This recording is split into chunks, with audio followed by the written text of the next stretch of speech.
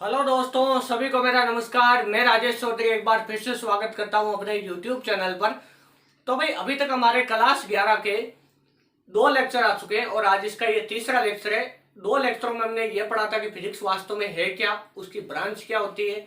इसके अलावा हमारे जो फंडामेंटल जो फोर्स होते हैं, जो हमारे यानी ब्रह्मांड के अंदर 4 टाइप के फोर्स होते हैं।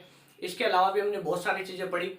इसके अलावा फिजिकल क्वांटिटी यानी भौतिक राशि क्या होती है, फंडामेंटल क्वांटिटीज क्या होती है, सप्लाइमेंट्री जो यानी यूनिट्स होते हैं वो क्या होते हैं, है ना। इसके अलावा हमने और भी बहुत सारी चीजें इसके अंदर पढ़ी, जैसे भौतिक राशि के मान और मात्रक में क्या संबंध होता है, ये सारा कुछ हमने अब तक पढ़ा है। इसके अलावा अब हमारे टॉपिक चलता है दूरी का, है ना, कि वास्तव में ये जो दूरी लंबाई ये जो एक प्रकार का एक भौतिक राशि है। दूरी के बारे में नहीं पढ़ रहे हैं कि दूरी क्या चीज है, दूरी के बारे में काइनेमेटिक्स में पढ़ेंगे। या हम पढ़ रहे हैं कि लेंथ को मेजर करने के लिए हमें एक भौतिक राशि बनाई जिसको हम लंबाई कहते हैं। लंबाई वास्तव में दूरी चौड़ाई सबको क्या कहते हैं, वास्तव में लेंथ ही कहते हैं। तो यहाँ पर लंबाई को मेजर करने के या लेंथ को मेजर करने के और भी कई मात्रक होते हैं, और भी कई यूनिट्स होती है इसकी, और उन्हीं यूनिट्स के बारे में हम आज इसके अंदर बात करेंगे। तो कुछ इसके अंदर हम पढ़ चुके हैं, जैसे हमने पढ़ा था कि एक लाइट ईयर यानी एक प्रकाश वर्ष बराबर कितना होता है, 9.46 इंटू 10⁻15 मीटर, है ना। ये कैलकुलेशन मैंने अधूरी छोड़ी थी जो आपको करनी थी। मेरे हिसाब से इसके अप्रोक्सीमेटिव वैल्यू आपको प्राप्त हुई होगी। तो इसके आगे देखो, अब इसके बाद में भाई लेंथ को मेजर करने के और कौन कौन से मात्रक हो सकते हैं। तो हमने ये देखा था कि लाइट ईयर है वो बहुत लंबी या बहुत ही जो लॉन्ग डिस्टेंस होती है उनको मेजर करने की यूनिट होती है। तो वैसी यूनिट और है जिसके आधार पर हम क्या करते हैं, बहुत लंबी दूरियों को मेजर करते हैं, है ना। और वो है एक पार्सेक, है ना, 1 पार्सेक।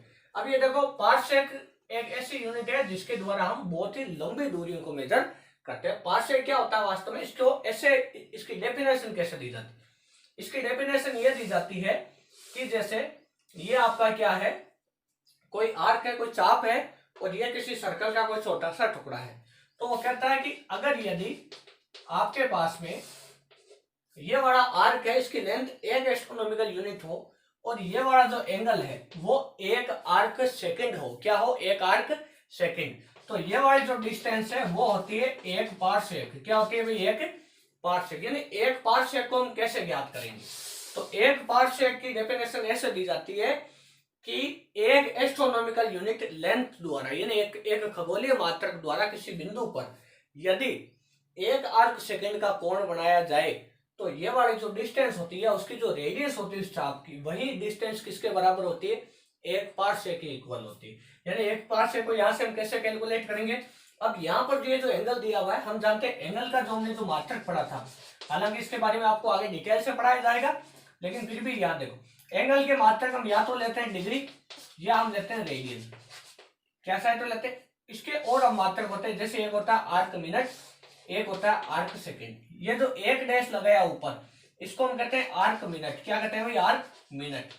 और इसको हम क्या कहते हैं, आर्क सेकंड। क्या कहते हैं, आर्क सेकंड कहते हैं। इस प्रकार आर्क सेकंड क्या कहते हैं, इसको आर्क सेकंड। अब इसके आगे चलो देखो, तो ये वास्तव में आर्क मिनट है, ये आर्क सेकंड है। अब ये दिया जाता है कि 1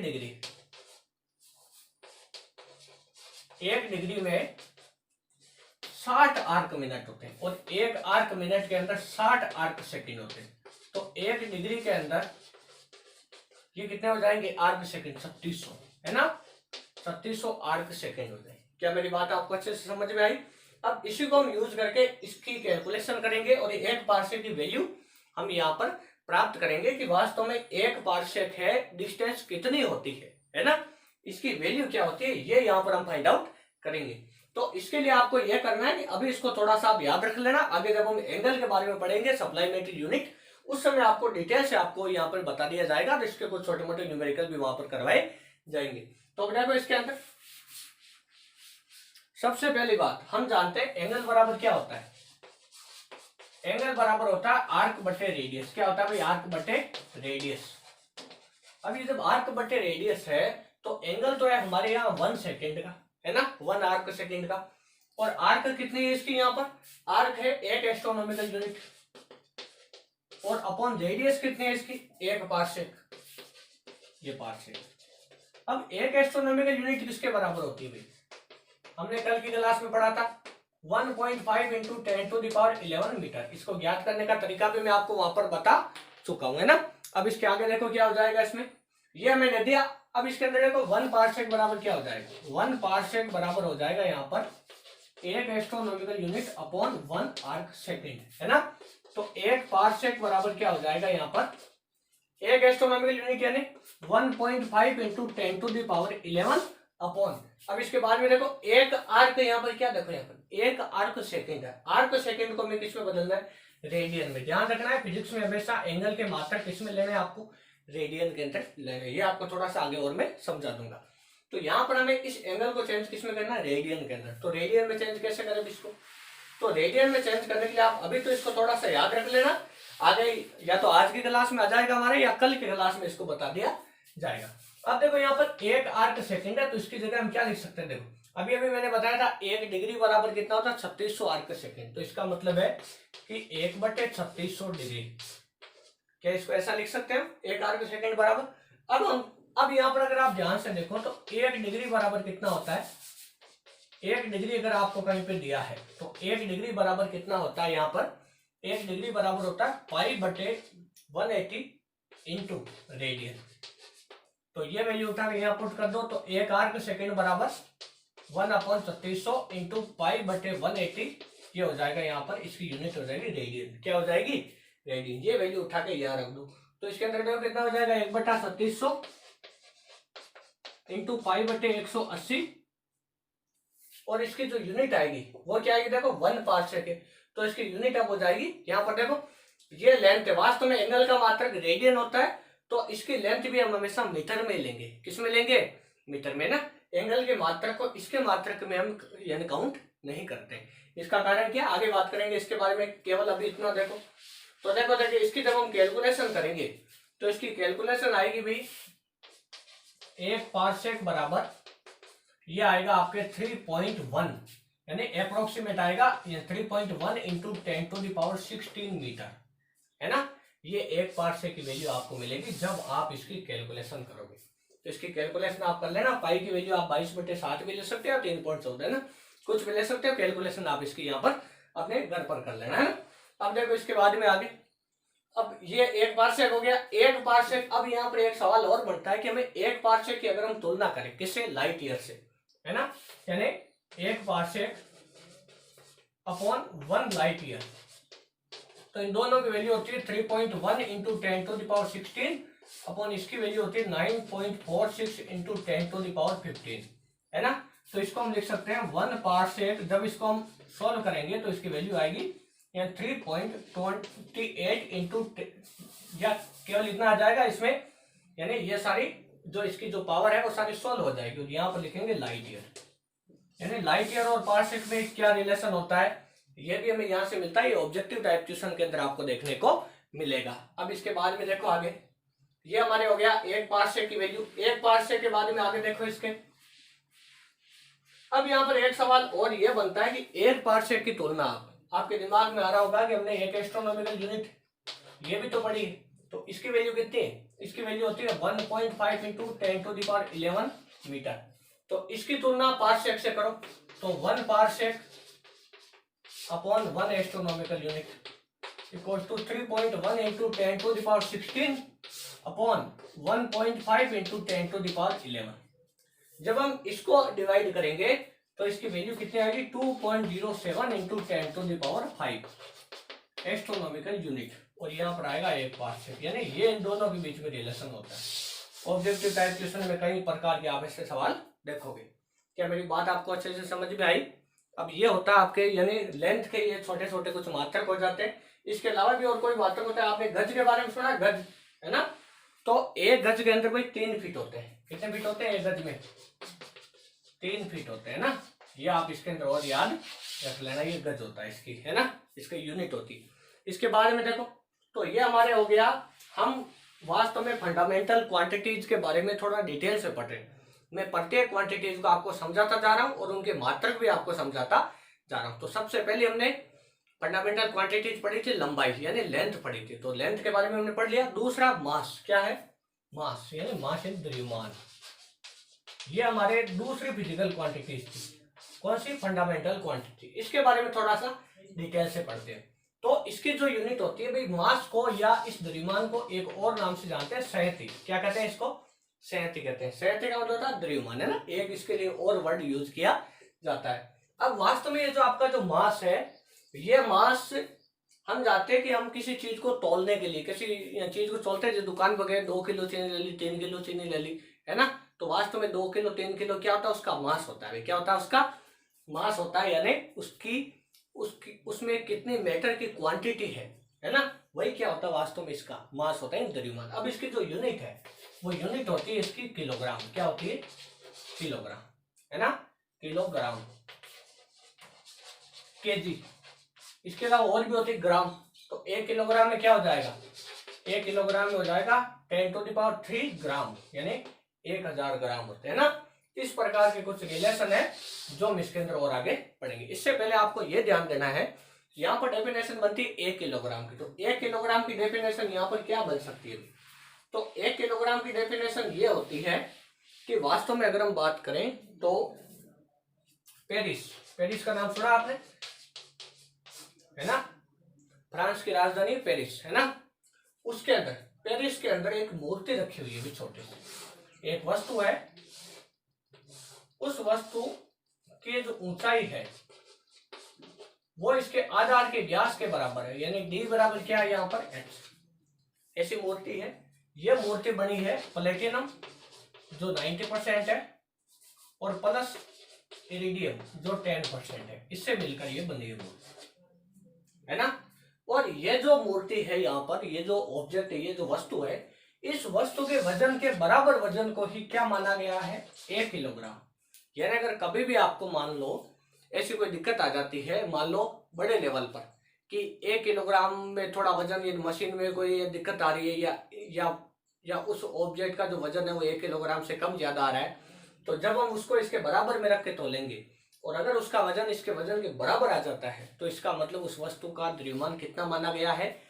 1 किलोग्राम। उस समय अगर इसकी जगह कोई बड़ी मूर्ति ले लेते तो आज हम उसको 1 किलोग्राम मानते। आज जो हमारे पास जो 1 किलोग्राम है उसको हम 1 किलोग्राम नहीं मानते, है ना। तो वास्तव में अगर आपके पास में 5 किलो अगर आप दुकान से चीनी लेकर आते हो, तो इसका मतलब क्या है कि वो इस मूर्ति के वजन की कितनी गुणी है? 5 गुणी। कितनी है? 5 गुणी है।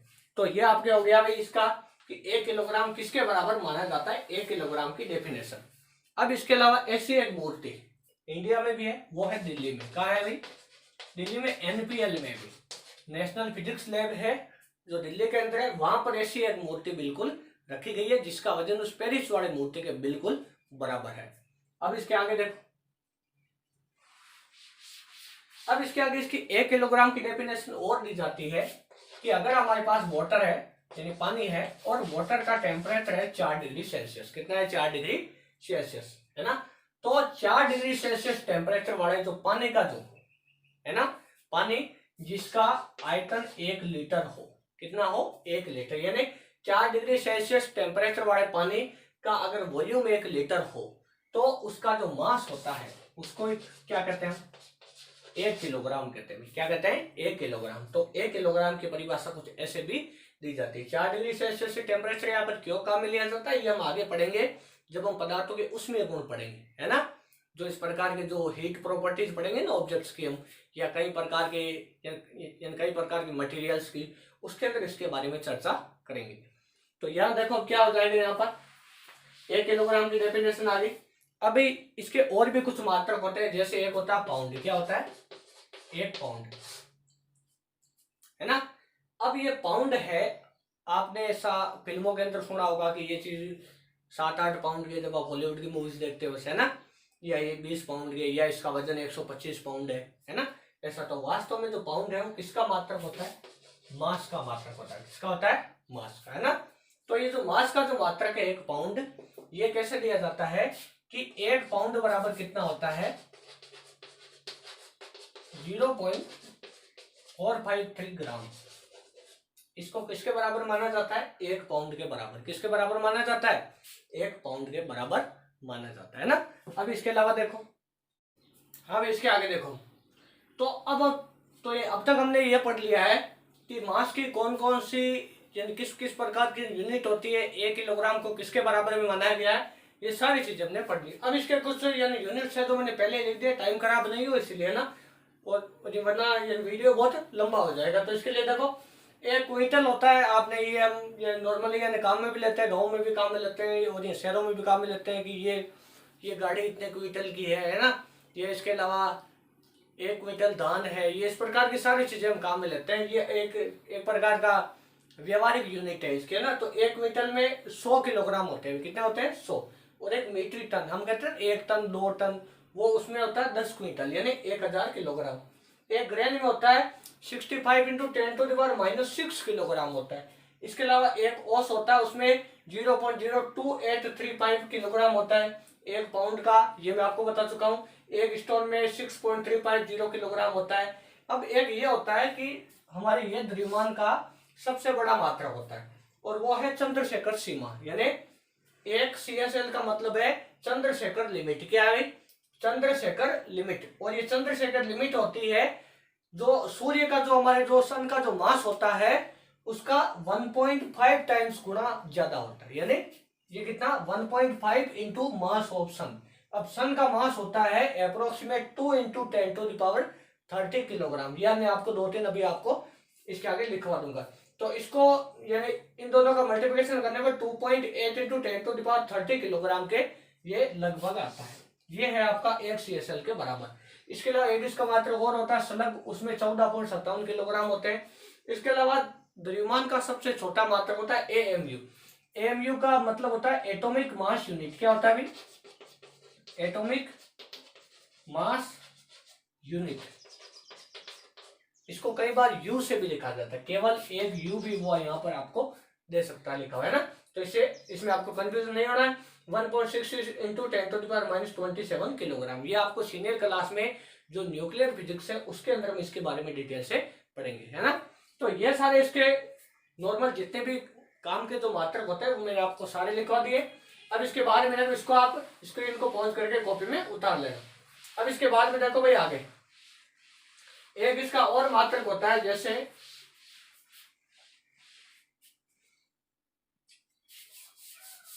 मैं कहूं सॉरी, जैसे यानी कुछ मात्रक, जैसे एक तो हम बात करें हमारी अर्थ की, तो अर्थ का जो मास होता है वो होता है लगभग 10⁻25 किलोग्राम, है ना। इसके अलावा जो सन होता है उसका होता है 2 इंटू 10⁻30 किलोग्राम, है ना। अप्रोक्सीमेट वैल्यू होती है लगभग ही। इसके बाद में देखो जो हमारा पूरा जो वर्ल्ड है, विश्व है ना, यूनिवर्स कह सकते हैं हम यहाँ पर, यूनिवर्स, इसका जो मास है वो लगभग 10⁻55 किलोग्राम तक मेजर किया, यानी इतना लगभग साइंटिस्टों ने हमें माना है। तो कहीं ये आपके कैलकुलेशन वगैरह में काम में आएंगे। तो इसके लिए आपको इसको, हालांकि आपको इसको याद रखने की आवश्यकता नहीं है, जहां भी न्यूमेरिकल आएगा वो देगा, आप इसको फिर भी एक बार थोड़ा ऐसे समझ सकते हो, हो सकता है काम में, है ना। अब इसके बाद में देखो आगे, इसके बाद में भी हमारे टॉपिक आता है टाइम का। किसका आता है? टाइम का, है ना। एक इसके अलावा नोट में एक चीज लिख लेना कि हमारा जो एरिया होता है क्षेत्रफल, इसके यूनिट होती है बार्न। क्या होती है? बार्न होती है। और 1 बार्न बराबर होता है 10⁻⁻28 मीटर स्क्वायर। यह क्षेत्रफल का सबसे छोटा मात्रक होता है ना। तो इसको भी आप यहाँ पर याद रख लेना, है ना। अब इसके बाद में देखो आगे, अगर हम इससे आगे चले तो हम बात करेंगे टाइम की। हमने लेंथ पढ़ ली, इसके अलावा मास के बारे में पढ़ लिया। अब है टाइम। क्या भाई? टाइम यानी समय। तो टाइम भी एक फंडामेंटल क्वांटिटीज है, एक फिजिकल क्वांटिटीज तो है ही। फिजिकल क्वांटिटीज में भी कौन सी है? फंडामेंटल क्वांटिटीज है।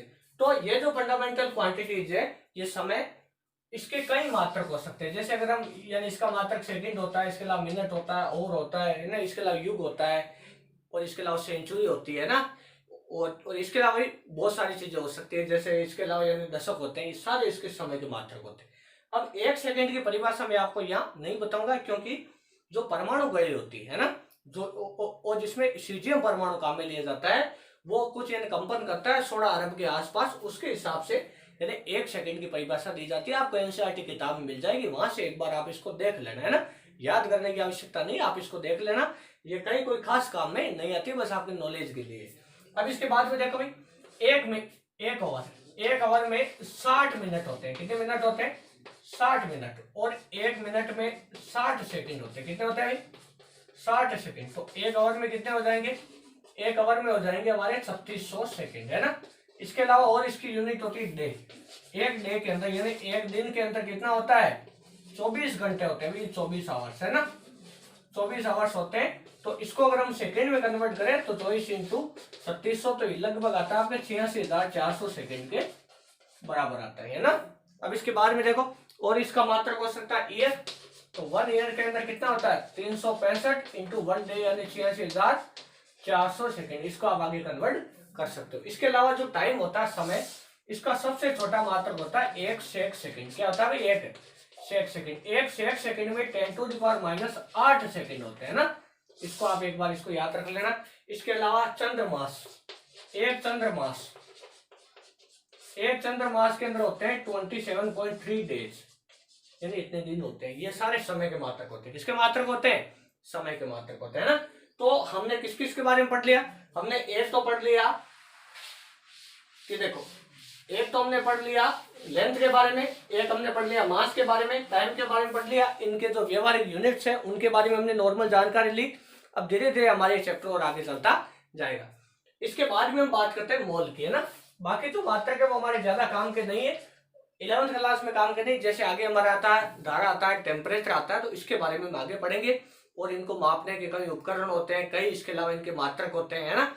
और जैसे हमारे टेम्परेचर का ह्यूमर होता है, केल्विन होता है ना। इसके अलावा डिग्री होता है, और इसके अलावा फारेनहाइट होता है, रेनकाइन होता है, वो सारे हम आगे पढ़ेंगे इसके अंदर, है ना। अब इसके अंदर थोड़ा सा मैं आपको बता देता हूँ मोल के बारे में ना। इस मोल के बारे में आगे आपको बहुत डिटेल से बताया जाएगा, बिल्कुल कुछ भी कंफ्यूजन नहीं होगा।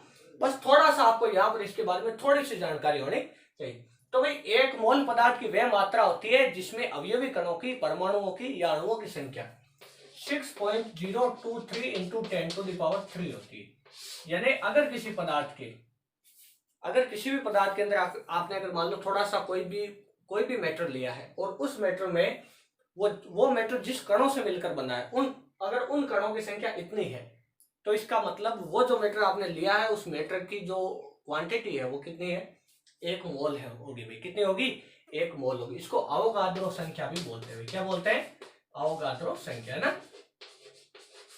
अवोगाद्रो नंबर भी इसको कहा जाता है ना। इनके बारे में आगे बात करेंगे और हम, है ना।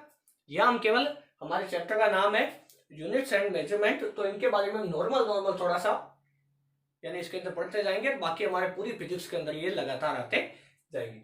अब इसके बाद में देखो आगे, इसके बारे में भी आगे हमारे हो जाएगा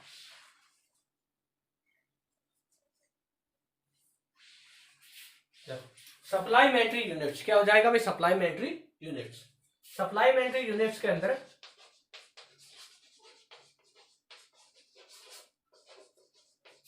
यानी इसको हम कहते हैं पूरक मात्रक। क्या कहते हैं भाई? पूरक मात्रक। तो इन मात्रकों के अंदर 2 मात्रक होते हैं, हमेशा कह सकते हैं 2 भौतिक राशियां होती है। एक तो कौन सी भौतिक राशि होती है? एक तो होती है आपकी समतलीय कोण। क्या होता है? समतलीय कोण, यानी प्लेन एंगल होता है। और एक दूसरा वाला कौन सा होता है? दूसरा वाला होता है आपके कौन सा? घन कोण, यानी सॉलिड एंगल।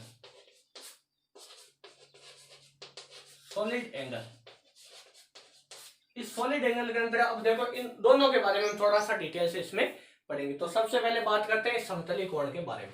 ये क्या चीज है ना।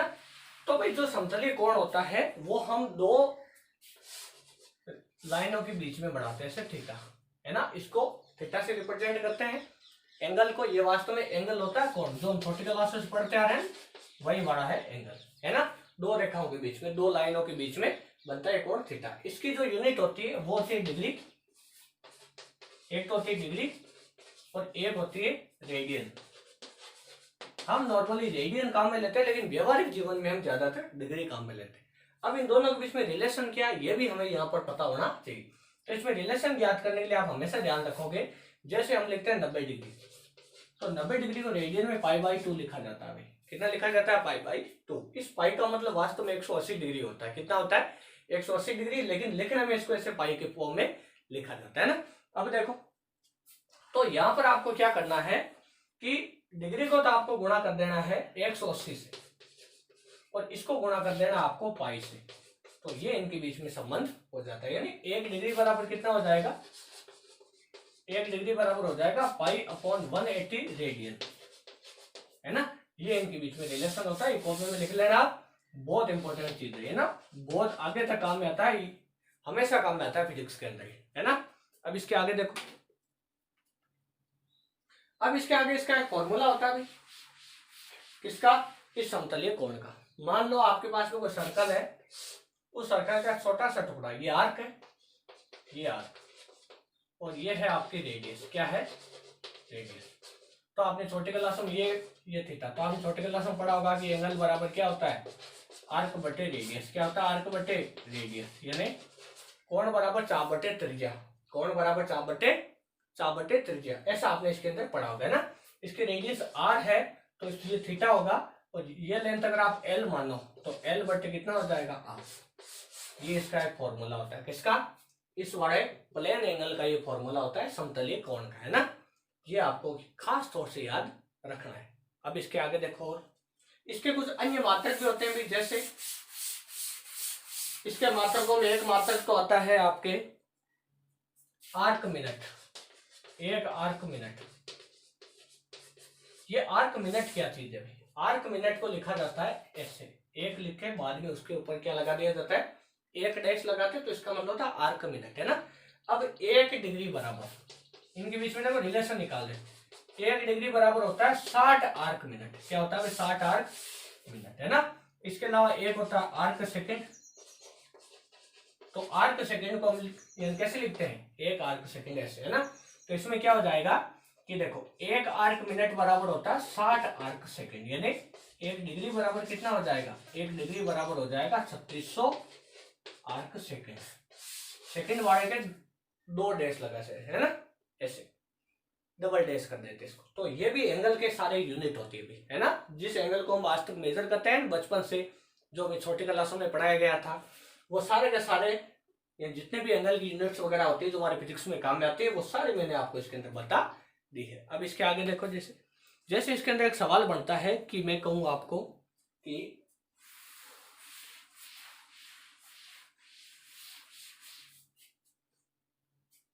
(360 डिग्री को रेडियन में कन्वर्ट करो।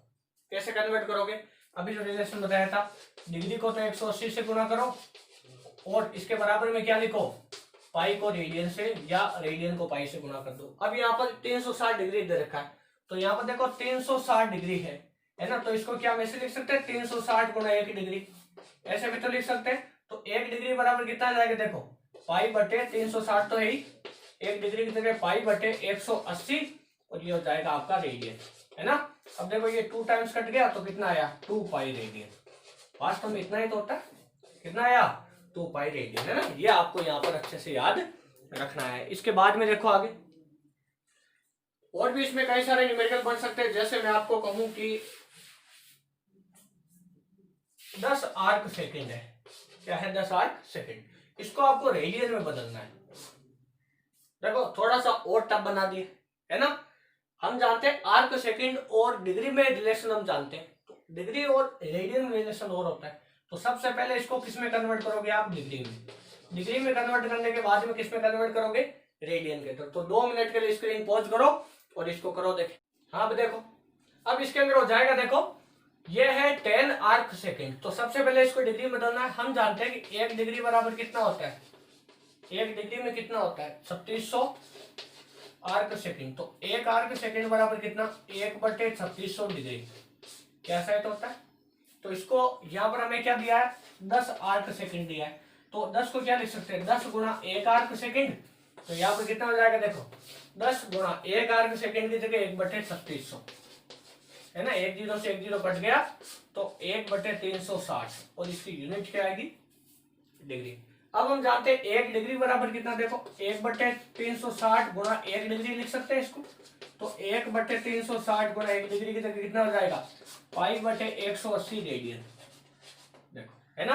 अब इसको हम सॉल्व कर लेंगे, और ये जो वैल्यू आएगी भाई किसमें होगी, रेडियन। अब देखो इतने ही चाहिए। तो इसमें बिल्कुल छोटे छोटे या न्यूमेरिकल बनते हैं, हालांकि आपसे पूछेगा कहीं नहीं, बिल्कुल बेसिक लेवल है, फिर भी आपको इनके बारे में जानकारी होनी चाहिए। जैसा कि मैंने कहा था कि फिजिक्स में आपको जीरो से पढ़ाना शुरू करूंगा, तो अगर आपने पहले कुछ नहीं पढ़ा तो कुछ भी आपको जानने की भी आवश्यकता नहीं होगी। मेरे लेक्चर आप कंटिन्यू देखते जाइए। शुरुआत के एक आध लेक्चर आपको थोड़े से बोरिंग लग सकते हैं, लेकिन बाद में आपको इंटरेस्ट आने लगेगा, क्योंकि ऐसा हमने पहले कभी नहीं पढ़ा है ना। अगर पढ़ा है तो इतना इंटरेस्ट लेकर या इतना डिटेल से हमें पहले छोटी क्लासों में कभी नहीं बताया जाता है इनके बारे में, है ना। सारी चीजें कहते हैं कि इनको याद कर लो, है ना। आपने 10th क्लास में भी आपके कुछ चैप्टर आए थे, तो ये IIT जेईई वगैरह में इससे सीधे सवाल तो नहीं आते, लेकिन इससे सवाल कनेक्ट कहीं ना कहीं होते हैं, ये सारे कॉन्सेप्ट काम में आते हैं। तो सबसे पहले जब हम सारे कॉन्सेप्ट सीख जाएंगे, बाद में IIT जेईई के सवालों को छेड़ेंगे, जो आपको आगे के वीडियो में मिल जाएंगे। तो आप इनको लगातार पढ़ते जाओ। तो जो भी आपको आवश्यक चीज लगे कि मुझे याद नहीं रहेगी, उनको कॉपी में आप नोट करके नोट्स बना लो। और जो आगे की जो चीज है वो हम अगले लेक्चर में पढ़ेंगे, जिसमें हम पढ़ेंगे घन कोण क्या होता है। क्या पढ़ेंगे? घन कोण के बारे में, है ना। तो आज के लिए इतना ही बहुत है, बाकी का कल पढ़ेंगे। हमारे चैनल से जुड़े रहने के लिए आप सभी का दिल से धन्यवाद।